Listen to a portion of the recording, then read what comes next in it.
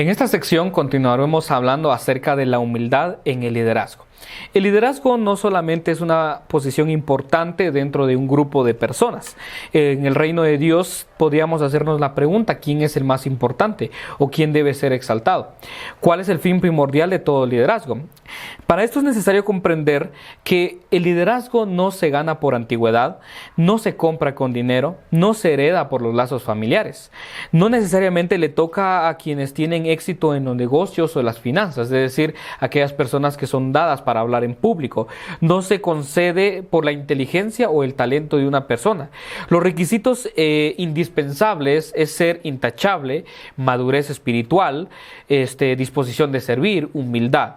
El llamado que Dios hace a cada persona no es para que ocupen una posición, digamos, de gobernantes, sino personas humildes, personas de servicio, personas no celebridades, sino personas débiles que sirvan a los demás. Las personas que vayan a dirigir al pueblo del Señor deben ejemplificar el sacrificio del Señor, estar sumisos a Él, poseer esa humildad que lo caracterizó. El mismo Jesús dio el patrón para lavar los pies a los discípulos y dijo: si yo les he dado el ejemplo, ustedes también deberían hacerlo. Si el Señor del universo, el Señor de toda la creación, estuvo dispuesto a hacer esto por sus discípulos, también nosotros deberíamos estar dispuestos para hacerlo también con las personas que lo necesiten.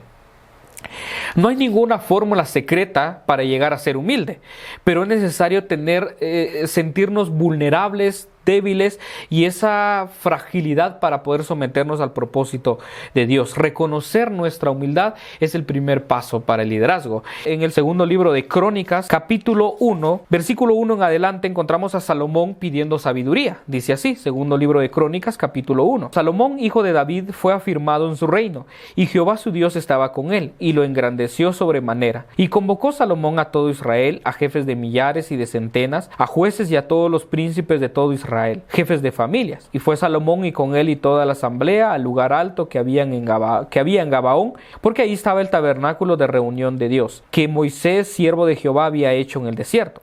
Pero David había traído el arca de Dios a Kiriat Jearim, al lugar que él le había preparado, porque él le había levantado una tienda en Jerusalén. Asimismo, el altar de bronce que había hecho Bezaleel, hijo de Uri, hijo de Ur, estaba ahí delante del tabernáculo de Jehová, al cual fue a consultar Salomón con aquella asamblea.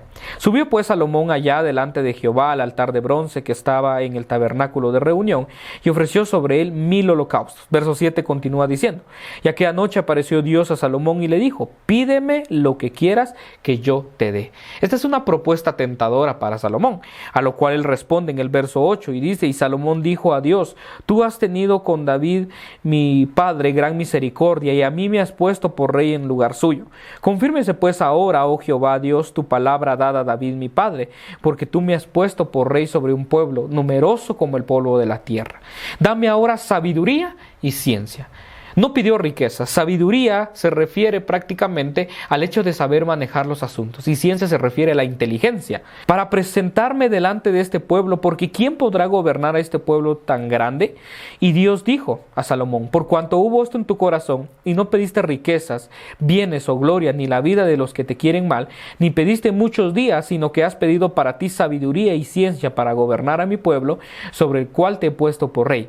Sabiduría y ciencia te son dadas, y también te daré riquezas, bienes y gloria, como nunca tuvieron los reyes que han sido antes de ti, ni tendrán los que vengan después de ti. Y desde el lugar alto que estaban en Gabaón, delante del tabernáculo en reunión, volvió Salomón a Jerusalén y reinó sobre Israel.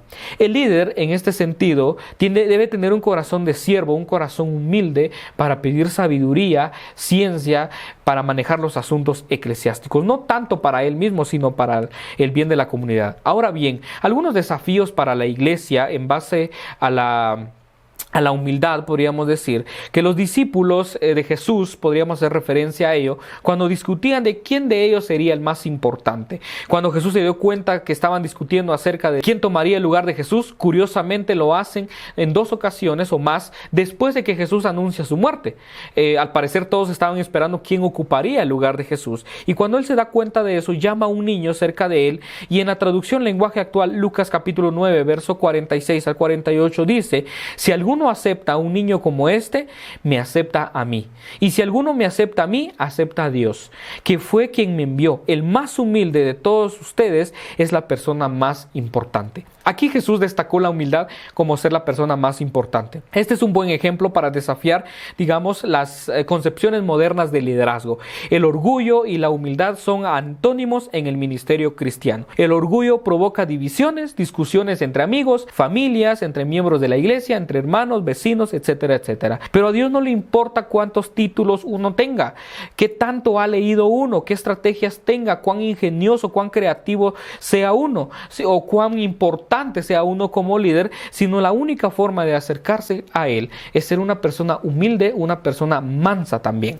La humildad entonces persigue o fomenta la unidad para tratar de exaltar a todo el cuerpo de Cristo, sobre todo glorificar al Señor.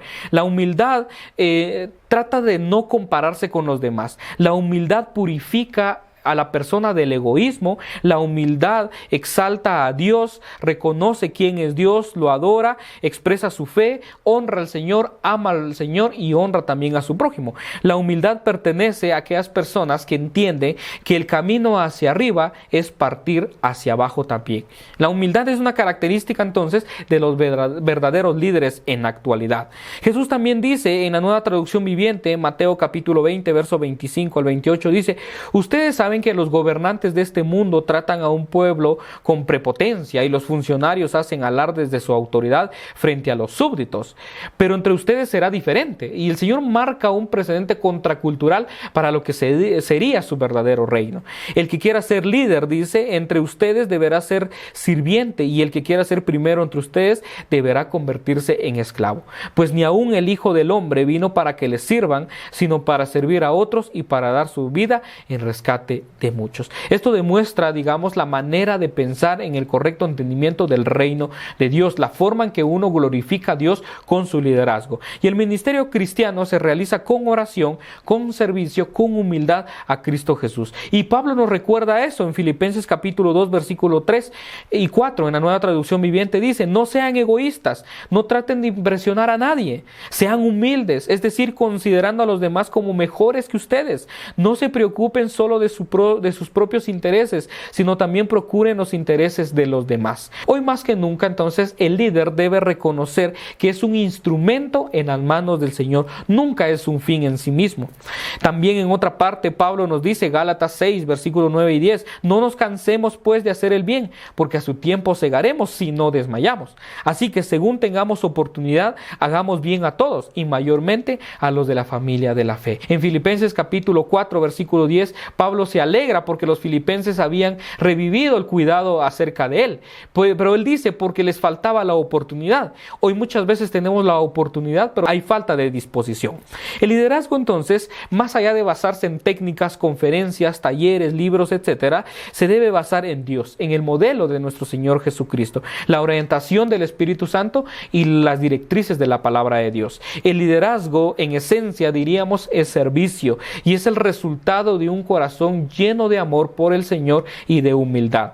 Jesús dijo también en Juan capítulo 15, versículo 16, no me elegisteis vosotros a mí, sino que yo os elegí a vosotros, y os he puesto para que vayáis y llevéis fruto, y vuestro fruto permanezca. Entonces, tomar el camino alto en el liderazgo no es garantía de un buen servicio, sino llegar a ser líder por las aptitudes espirituales que el Señor denota en nosotros es mejor. Para eso es importante entonces estar en constante crecimiento y madurando las ideas para ser un líder conforme al corazón de Dios, un líder humilde, moldeados por la palabra del Señor. El ministerio cristiano entonces debe realizarse con amor, responsabilidad, devoción, compromiso, puntualidad y humildad. Si la motivación para servir es la gloria del líder mismo, ahí está todo el premio. Esa es toda la recompensa que nosotros podemos tener. Las prácticas religiosas son peligrosas cuando no se hacen con la motivación correcta. Por lo tanto, debemos trabajar ardua, voluntariamente, conscientemente y para la gloria de Dios. Al final de todo lo grandioso que podríamos hacer, podríamos decir las palabras de Jesús en Lucas 17, verso 10, palabra de Dios para todos, dice: no somos más que siervos sin mérito alguno, solo hemos cumplido con nuestro deber. Así que en el ministerio queda mucho camino por recorrer, queda mucho camino por capacitar, pero no debemos rendirnos, sino al contrario, debemos observar a Jesús y ejemplo que nos ha dado para ser nosotros también ejemplos al cuerpo de Cristo.